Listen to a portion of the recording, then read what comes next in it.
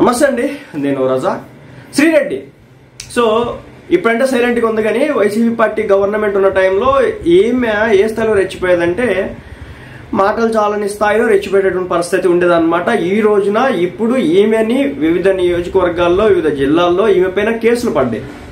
ఏది చంద్రబాబు నాయుడు గారిని, పవన్ కళ్యాణ్ గారిని, నారా లోకేష్ గారిని వాళ్ళకి సంబంధించి పెట్టినటువంటి పోస్టులపై కావచ్చు, ఆమె మాట్లాడినటువంటి భాషపై కావచ్చు, ఆ పార్టీల కార్యకర్తలు నేతలు వాళ్ళ మీద ఆమె మీద కేసులు పెట్టినారు. కేసులు పెట్టి ఇప్పుడు ఏమైంది, నేను నెల్లిమర్లో ఇక్కడికి పోయి అక్కడ పోలీసులకి సంబంధించి ఆమె సంజయ్ ఇచ్చినటువంటి పరిస్థితి. సో ఇలా ఒక్క తర్వాత కేసు తర్వాత కేసు, కేసు తర్వాత కేసు రాబోతున్నట్లుగా స్పష్టంగా అయితే అర్థమవుతుంది.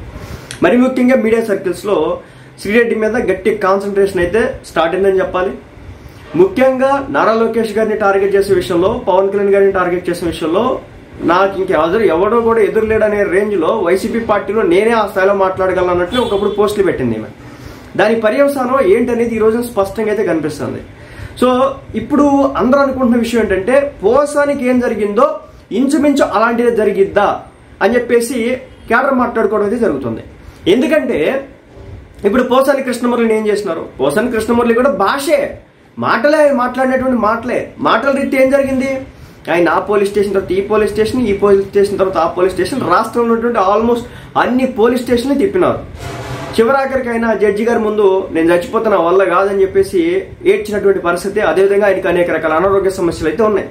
సో ఆయన కేసుని ఈమె కేసుని చూస్తే ఇంచుమించు మనకు ఒకలానే కనిపిస్తుంది. ఏమంటే నారా లోకేష్ గారిని, పవన్ కళ్యాణ్ గారిని, చంద్రబాబు నాయుడు గారిని టార్గెట్ చేసినటువంటి వ్యక్తి పోసాని కృష్ణమురళి గారు.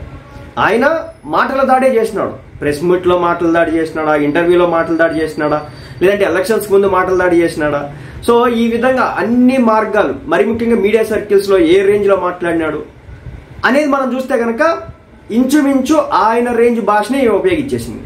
సో పోసాని కృష్ణమురళి గారిని ఒకలా చూసి శ్రీరెడ్డిని మరోలా చూస్తారా, ఆమె మహిళ కాబట్టి ఆమె మీద సాఫ్ట్ కార్నర్ ఏమైనా ఉందా కూటమి ప్రభుత్వానికి అని చెప్పేసి అందరూ అనుకున్నారు ఇంతకాలం. కానీ ఈరోజు చెప్తున్న మాట ఏంటంటే మాకు ఎలాంటి సాఫ్ట్ కార్నర్లు ఎవరి మీద ఉండవు. ఒకటైతే నిర్ణయం చేసుకున్నాం, తప్పు చేసినటువంటి వ్యక్తులు ఎవరైతే ఉన్నారో వాళ్ళని తప్పనిసరిగా శిక్షింపబడే విధంగా, చట్టాలు తన పని దాన్ని చేసుకునే విధంగా అయితే మేము ముందుకు వెళతాం. దాంట్లో వెనకడుగు వేసే ప్రసక్తే లేదు.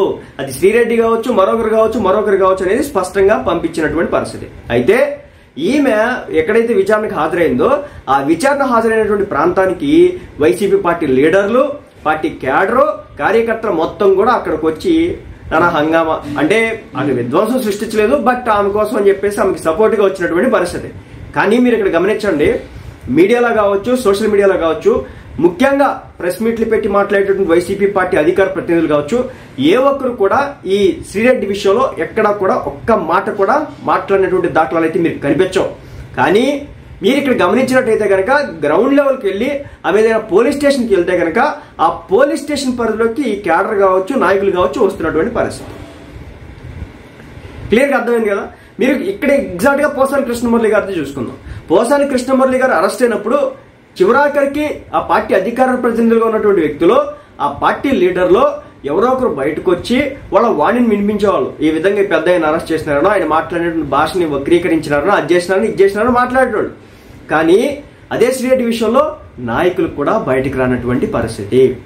ఇప్పటి వరకు ఆ పాలేటి కృష్ణవేణి అని చెప్పేసి ఒక సోషల్ మీడియా కార్యకర్త ఎవరైతే ఉన్నారో వైసీపీ పార్టీ తరఫున ఆమెను అరెస్ట్ చేస్తే నిన్న మన అంబటి రాంబాబు గారు బయటకు వచ్చి ఆమెను ఏదిస్తున్నారు, ఆమె వెనక ఎవరో ఏదో నాయకులు ఉన్నారని చెప్పేసి చెప్పమంటున్నారు అని చెప్పేసి ఆయన మాట్లాడేటువంటి పరిస్థితి. కానీ శ్రీరెడ్డి విషయంలో ఇప్పటి వరకు ఒక అంబటి రాంబాబు గారు కావచ్చు, ఒక పేర్ని నాని గారు కావచ్చు, ఒక రోజారెడ్డి గారు కావచ్చు, మరి ఏదైనా నాయకుడు కావచ్చు, లేదా దిగువ తరగతి నాయకులు, అదే రెండవ ప్లేస్ లో దిగువ కేటగిరీ నాయకులు కావచ్చు, అంటే ఫస్ట్ ప్రయారిటీ వచ్చేసి మన ఎమ్మెల్యేలు, ఎంపీలు ఉంటారు కదా వైసీపీ పార్టీకి సంబంధించి.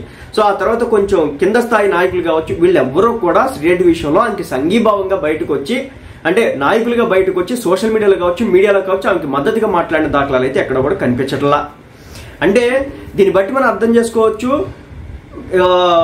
రాబో రోజుల్లో అసలు గేమ్ ఎలా ఉంటుందంటే, ఒకవేళ వైసీపీ పార్టీ అధికారంలోకి వస్తే కనుక ఏం జరిగింది నేను తర్వాత మాట్లాడతాను. ముఖ్యంగా ఎవరెవరైనా టార్గెట్ చేస్తారు, ఏ స్థాయిలో టార్గెట్ చేస్తారని చెప్పడానికి. కానీ ఏంటంటే ఇప్పుడు శ్రీరెడ్డి ఏదైతే ఉందో ఈ శ్రీరెడ్డి కథాంశం అనేది ఇక్కడతో ముగుస్తుందా అని చెప్పేసి కొంతమంది మాట్లాడుకుంటున్నారు. ముగిసేదైతే ఏమాత్రం కూడా కనిపించట్లేదు. ఎందుకో కూడా చెప్తాను. పర్సనల్ గా ఎబ్యూజివ్ కామెంట్స్, ఒక రాజకీయాల్లో ఒక నాయకుడిని మనం విమర్శించడం అంటే పాలసీ పరంగా విమర్శించడం తప్పు కాదు. ఇప్పుడు జగన్మోహన్ రెడ్డి గారు ఉన్నారు, ఏమయ్యా జగన్మోహన్ రెడ్డి గారు నువ్వు ఇది చేస్తానో నువ్వు చేయలేదు, సిపిఎస్ రద్దు చేస్తానో చేయలేదంటే జగన్మోహన్ రెడ్డి ఏం ఫీల్ అవడం, ఏమనుకుంటాడు, క్వశ్చన్ చేసినాడు అనుకుంటాడు. నాయకులు ఏమనుకుంటారు, ఈ అబ్బాయి క్వశ్చన్ చేసినాడు అనుకుంటాడు. కానీ అలా కాకుండా జగన్మోహన్ రెడ్డి గారిని, ఆయన ఇంట్లో కుటుంబ సభ్యుల్ని, ఆడపిల్లల్ని, వాళ్ళ చుట్టాలని అందరిని తీసుకొచ్చి ఆయన పాలసీ పరంగా ఏదైనా చేయకపోతే నా ఇంట్లో వాళ్ళు మాట్లాడుతానంటే రైటా తప్పు అవుతుందా? పక్కాగా 100కి 200% తప్పు అవుతుంది. లాస్ట్ గవర్నమెంట్ లో చాలా మంది చేసినటువంటి పని అదే. నువ్వు పాలసీ పరంగా పవన్ కళ్యాణ్ విమర్శించాలా, నువ్వు పాలసీ పరంగా చంద్రబాబు నాయుడిని విమర్శించాలా, నువ్వు పాలసీ పరంగా నారా లోకేష్ ని విమర్శించాలి. కానీ అక్కడ వాళ్ళు పాలసీల పరంగా కాదు, వ్యక్తిగత దోషంలోకి దిగిదారినారు. ఈ రోజుకి వైసీపీ పార్టీలో కొంతమంది ఉన్నారు. నిన్నటి కాక మొన్న రోజారెడ్డి గారు మాట్లాడిన భాష ఏం భాష, ఎంత దారుణమైన భాష. దమ్ముంటే మొగోడు అయితే నిరూపించుకో, మొగతనం చూపించండి, లేదంటే ఇంకా రకరకాల మాటలు మాట్లాడినారు. దానికి సంబంధించి జనసేన పార్టీ వాళ్ళు కౌంటర్ ఇచ్చినారు. ఎవరు, సుభాష్ని గారు అనుకుంటా, ఆమె తిరుపతి నియోజకవర్గానికి సంబంధించినటువంటి మహిళా నేత, జనసేన పార్టీ నుంచి. నీ మొగతనం ఏదో నిరూపించుకోమని చెప్తున్నావు కదా, సో వాళ్ళు మొగతనం నిరూపించుకుంటారు, సిద్ధంగా ఉండని చెప్పేసి అన్నారు. అంటే అక్కడ దాకా రావడం అవసరం, అంత దిగజారిపోవడం అవసరం? అంటే అలా ఉంది పరిస్థితి.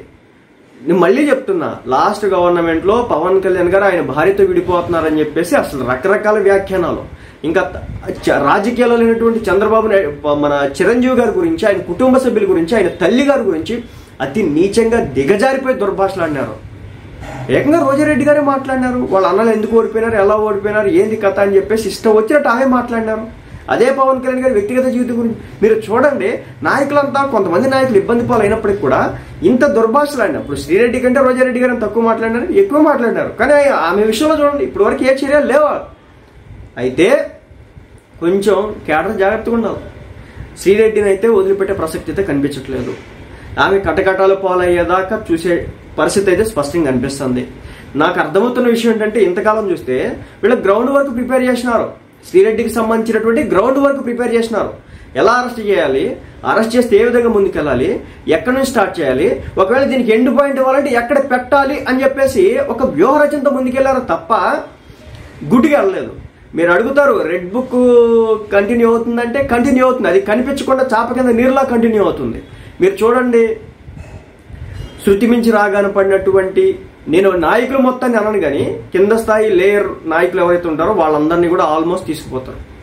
ఏదైనా మీరు సోషల్ మీడియాలో నిన్నగా నేను వీడియోలు చేసింది.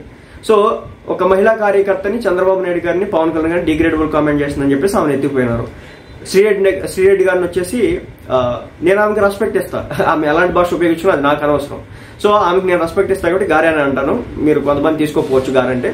సో తప్పనిసరిగా శ్రీరెడ్డి గారు కట్టకట్టాల పాలు అవుతారంటే ఇంచుమించు అయ్యే పరిస్థితి అయితే ఆమె తెచ్చుకున్నారని చెప్పాలి. దాంట్లో ఎలాంటి ఇంకొక సెకండ్ థాట్ లేకుండా చేసుకున్నారు. సో రాష్ట్రం వ్యాప్తంగా ఉన్నటువంటి పోలీస్ స్టేషన్లో రకరకాల కేసులు అయితే ఆమె మీద ఉన్నాయి.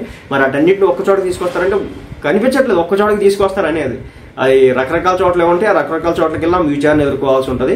సో అది పరిస్థితి. కానీ ఇక్కడ శ్రీరెడ్డి విషయంలో ఏంటంటే వైసీపీ పార్టీ డైరెక్ట్ గా మీకు సపోర్ట్ చేయట్లేదు. బట్ గ్రౌండ్ లెవెల్లో మాత్రం క్యాడర్ కావచ్చు, నాయకత్వం కావచ్చు వచ్చి సపోర్ట్ చేసినటువంటి పరిస్థితి.